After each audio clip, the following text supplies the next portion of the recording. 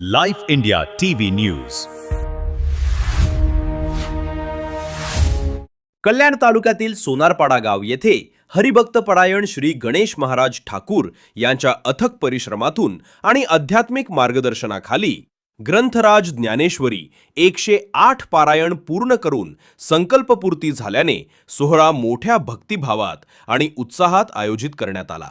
याच वेळी ज्येष्ठ वारकरी, समाज हितैषी व आध्यात्मिक कार्यकर्ते हरिभक्त परायण गंगाराम मामा ठाकूर यांच्या जीवन गौरव सोहळ्याचे आयोजन करण्यात आले असून परिसरात आनंदाचे वातावरण निर्माण झाले होते.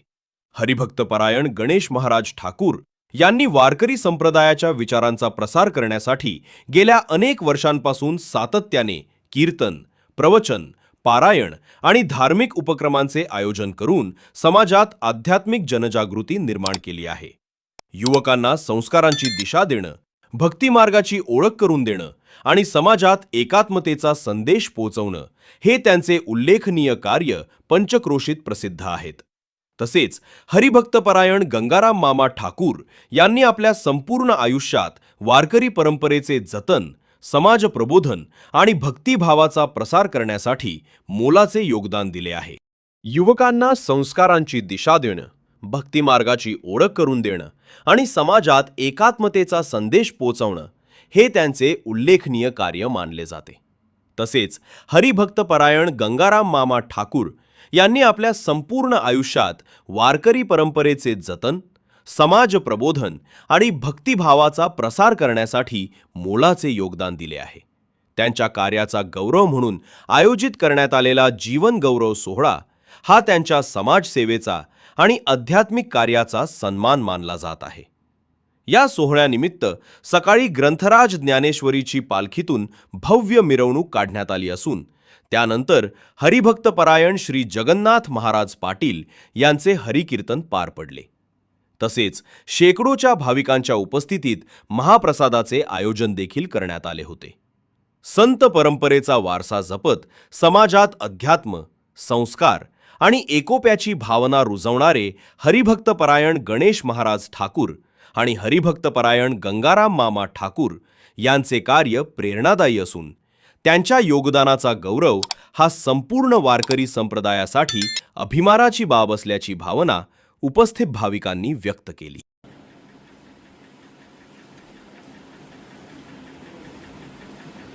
तिचं आणि माझ्या मुलाचं काहीतरी भांडण झालं. ती 2 महिने गेली रागात.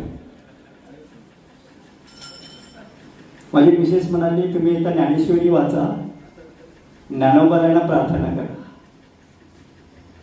महाराजांनी अभंग घेतला, वाचावी ज्ञानेश्वरी. म्हणजे बाकी मी काही टेन्शन करत नाही बसलो. ज्ञानेश्वरी वाचली, त्याचा हा परिणाम. खरोखर जगताप महाराज, मला बाबांची आठवण येते. कित्येक असे विद्यार्थी आळंदीतले मला विचारायचे, महाराज तुम्ही एका दिवसात कसे काही ज्ञानेश्वरी वाचता? म्हणजे मी नाही वाचत, माझे सद्गुरू ज्ञानोबाराय वाचून घेतात, मी कोण वाचणार? आताच महाराजांनी सांगितलं, काही विघ्न आलं नाही. मी ज्ञानोबारायांना प्रार्थना केली होती, मागणी केली होती, नामामणी ग्रंथ श्रेष्ठ ज्ञान देवी एक तरी ओवी, मला एक तरी ओवीचा अनुभव द्या. आणि खरोखर माऊलीने एक ओवीचा मला अनुभव दिला की मी आतापर्यंत आजारी पडलो, कुणाला मला ताप नाही, थंडी नाही, खासी नाही, खोकला नाही, काहीच झालं नाही. ती ज्ञानोबारायांची ओवी आहे, जे एक वटुनी जे एक क्षणी अनुसरले गा माझे या वाहनी, तेव्हाची तयाची चिंतवणी मजची पडेल. महाराजांनी संकल्प केला की तुमचा कार्यक्रम झाला पाहिजे. मी म्हटलं, चातुर्य लपीर महत्व आरवी नाही का, लौकिकाचा उद्वेगू. मी गोविंद महाराज भेटायला आले होते वाशिमची. त्यांना म्हटलं, जगन्नाथ महाराज असा असा कार्यक्रम करतात, मला ते जरा थोडंसं. त्यांनी मला सांगितलं, तू सांगितलं नाही ना त्यांना? म्हटलं अजिबात नाही. न जाणं ज्ञानोबारायांनी त्यांना प्रेरणा दिली असावी की तुमचा कार्यक्रम झाला पाहिजे. खरोखर बाबांना असे अनुष्ठान साधना करणारे साधक खूप आवडायचे. राहुल बाबा तर सांगतात, साधकाने साधना केली पाहिजे. अनुमानाने बोलतात त्यांना संसारी म्हणतात, अभ्यासाने बोलतात त्यांना विद्वान म्हणतात आणि अनुभवाने बोलतात त्यांना संत म्हणतात.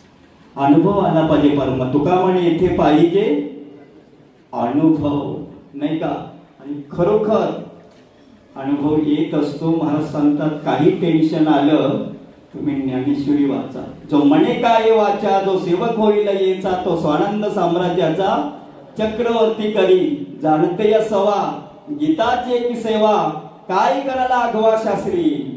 मला संत सेवा करायची असेल तर ज्ञानेश्वरीची करा, गीतेची करा. तुम्हाला किती टेन्शन येऊ द्या, बघा टेन्शन कमी होतो की नाही. तुकोबारे सांगतात हा घे माझा अनुभव. अनुभव येत असतो, फक्त आपण ज्ञानेश्वरी वाचली पाहिजे. आज पैसे देऊन कोणी एवढे पैसे लोक येणार नाहीत, पण ही सगळी बाबांची किमया आहे. तेव्हा मामांचं त्यांनी सांगितलं, त्यांना बोललो होतो तुम्हाला मी शेवटच्या दिवशी सांगेन, ते आज सांगतोय. तसे वामन बाबांच्या हजारो शिष्यांमध्ये वामन बाबाचा आवडीचा शिष्य सावळाराम बाबा. सावळाराम बाबांच्या हजारो शिष्य, पण हजारो शिष्यांमध्ये सावळाराम बाबांचे आवडीचे शिष्य गंगाराम मामा आणि विष्णू. ते आम्ही कर्जतला चाललो होतो कीर्तनाला, कडाव गणपती मंदिर आहे तिथे. तेव्हा ते बोललेले गंगाराम बुवांबद्दल आणि विष्णू बुवांबद्दल जर कोणी चुकीचा शब्द वापरेल तर तो मला कधीच आवडणार. आताच महाराजांनी सांगितलं शिष्याला गुरु आवडेल, हो गुरुला शिष्य आवडलं पाहिजे, हे फार महत्वाचे. आणि असे आवडीचे मामांचे शिष्य, बाबांचे शिष्य गंगाराम मामा आणि विष्णू मामा. तर महाराज मी आपल्यावर आणि चेतन महाराजांना म्हणजे आपली एक जबाबदारी घ्यायची ती. गंगाराम मामांची आणि आता विष्णू मामांची एक पुण्यतिथी झाली, 2 गॅप पडल्या. ती पुण्यतिथी जोरात झाली पाहिजे विष्णू मामांची. आणि आता गंगाराम मामा पण आहेत वाटचालीवर. या दोघांच्या पुण्यतिथ्या, कारण ते बाबांच्या आवडीचे शिष्य आहेत. जे संतांना आवडतात त्यांची जर आपण सेवा केली तर तेही प्राणा पवरते. जे आवडते मदनिरुद्ध, जे भक्तचरित्राते प्रशंसते. तेव्हा असो, हा जगन्नाथ महाराजांचं, मी त्यांना त्या दिवशी म्हटलं तुमचं नावच जगन्नाथ आहे. आज केवढा मोठा त्यांनी कार्यक्रम करून दाखवला. आम्ही फक्त नुसती चर्चा करतो, होत नाही आमच्याकडनं. जो करत असेल त्याला विरोध करतो, पण त्यांनी करून दाखवला. तुका म्हणे करुणी दावी. करून देण्याकरता नाव जगन्नाथ असावं लागतं, नाही का? होत नाही कोणाकडनंही. एक शेवटचं वाक्य सांगतो महाराज. काही गोष्टी सहज भेटतात, काही प्रारब्धाने भेटतात, काही प्रयत्नाने भेटतात, आणि काही गोष्टी म्हणजे देवाच्या संतांच्या कृपेने भेटतात. आज मला जो 108 पारायणाचा जो मान मिळाला तो वामन बाबांच्या, सावळाराम बाबांच्या कृपेने पहिला मानकरी मी ठरलो. मी अभिमानाने सांगत नाही, स्वाभिमानाने सांगतोय. नाही होत, त्यांचीच कृपा असावी लागते. आणि खरोखर बाबांची कृपा होती बरं का महाराज माझ्यावर. मी बाबांचं गोरप्याला कीर्तन होतं अनंत महाराज, आणि त्या सागावच्या कंपनीमध्ये मी 12 घंटे ड्युटी करून, 12 घंटे ड्युटी असा चेहरा बाबांनी माझा तो बघितला. तेव्हापासून त्यांनी ध्यान घेतलं, गणेशला जोपर्यंत नोकरी लागत नाही तोपर्यंत मला समाधान वाटणार. नोकरी पण दिली आणि रिटायर करून पण. म्हणजे त्यांची इच्छा होती. आमचं लग्न आमचे सासरे होते तेव्हा सासऱ्याने सांगितले की माझी मुलगी गणेशला द्यायची. बाबा बोलले आधी कलर बघा, कलर गेला तर पैसा. म्हणजे काही गोष्टी या संतांच्या कृपेनेच घडतात. तेव्हा बाबांची खरोखर गंगाराम आमच्यावर जास्त नाही पण थोडी होती, म्हणून त्यांच्या कृपेने आज बघा किती फोन महाराजांना मला येत होते, कार्यक्रम कॅन्सल करा, कॅन्सल करा.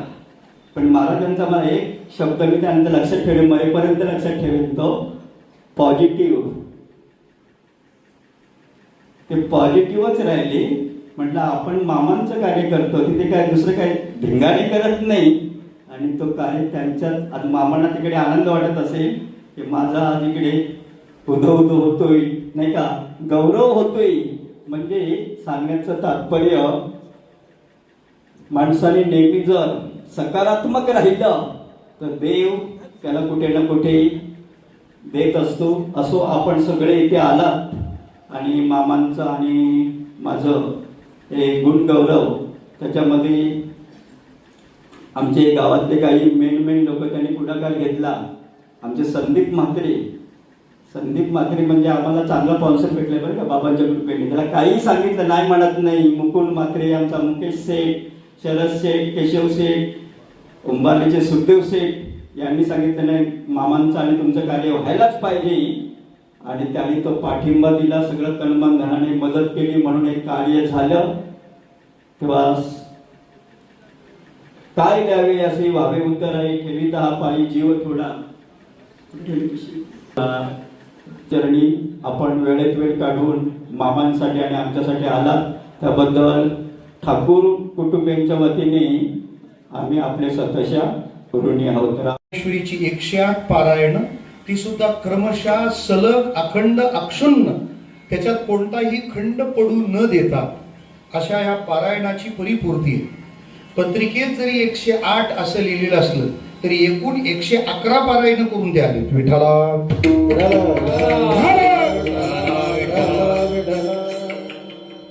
ते त्यांनी का केलं असावं असं मला प्रश्न पडला आणि उत्तर पण सापडलं. ज्ञानेश्वरीचं पारायण पूर्ण झालं की आपण लगेच ग्रंथ बंद करून थांबत नाही, गप्प बसत नाही. आपण काय म्हणतो, पुढच्या 5 ओव्या वाचून ठेवूया म्हणजे पुढचा पारायणाचा संकल्प किंवा तो योग लवकर जवळ येईल. तुमच्या वाढीव 3 पारायणामागे काय मला कळत नाहीये. विठ्ठला आणि अशा 108 पारायणांचा परिपूर्ती सोहळा, संकल्पपूर्ती सोहळा संपन्न व्हावा असा महाराजांवर प्रेम करणाऱ्या सगळ्या लोकांनी एकत्र येऊन विचार केला आणि त्यातून या गौरव सोहळा समितीच्या द्वारे हा छोटेखानी उपक्रम करायचा ठरला. जेव्हा महाराजांवर प्रेम करणारे आमचे मुकेश भाऊ असतील, त्याच्यानंतर आमचे सुखदेव भाऊ, दिलीप भाऊ या सगळ्यांनी सांगितलं की महाराज तुम्ही पारायणाचं अनुष्ठान केले, त्याचा सोहळा झाला पाहिजे. चांगल्या गोष्टींचा सोहळा जर करायची समाजाला सवय नाही लागली तर समाज कसले पण सोहळे करतो. विठ्ठला त्यामुळे हा सोहळा संपन्न झाला पाहिजे. त्यांच्या नकाराला मोडीत काढताना त्यांनी एक अट घातली की तुम्ही हा सोहळा जर करत असाल तर गंगाराम मामांनी संपूर्ण हयात गुरुसेवेत घातली. महाराजांचा एकही, मामांचा एकही गौरव सोहळा असा काही झाला नाही. संपर्कात आलेल्या 2-3 कीर्तनकारांनी गणेश महाराजांकडे ती खंत नोंदवली. त्यामध्ये आमचे कर्जतचे द्वारकानाथ महाराज त्यांना म्हणाले की गंगाराम मामांचा एखादा तरी सोहळा झाला पाहिजे, एखादा तरी सोहळा झाला पाहिजे. सोहळा आणि गौरव हा ज्याचा होतो ही त्याची गरज असते असं नाही, तर काय केल्याने अशा स्थितीला माणूस पोहोचतो किंवा एका समाजाच्या सत्काराचा निकष काय आहे याचा संस्कार समाजावर व्हावा यासाठी या सोहळ्याची गरज आहे. विठ्ठला नाही तर तसं समाजामध्ये सोहळ्याचा तोटाच नाही, सोहळ्याचा तुटवडाच नाही. माणसांचे काही तर बैलांचे सुद्धा सोहळे होतात. विठ्ठला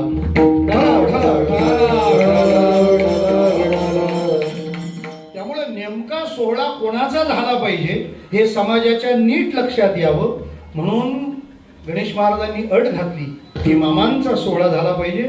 मामांच्या संपूर्ण सेवा कारकिर्दीत एकही त्यांचा गौरव सोहळा होऊ शकला नाही. पण मला असं वाटतं गुरुसेवक हा नेहमी सन्मानापासून दूर राहण्याचा प्रयत्न करत असतो. त्याला तो नकोसा वाटतो. अहो 4 लोकात कोणी नमस्कार जरी केला तरी त्याला लाजल्यासारखं वाटतं. त्याला असं वाटतं नको, पूज्यता डोळा न देखावी, स्वकीर्ती का निनायकावी, मी अमुका ऐसी नोहावी सेच लोका, मला मान नको, मला सन्मान नको, मी आपला वेड्यासारखा राहीन पाहिजे. तर अधिकार इतका मोठा असतो. वाचस्पतीचे निपाडे सर्वज्ञता करी जोडी, परी वेडीवे माझे दडे महिमे भेणे. त्यामुळे मला अजून पण राहून असं वाटतं अनंत महाराज की 2 दिवसापर्यंत गंगाराम मामांची प्रकृती एकदम व्यवस्थित होती.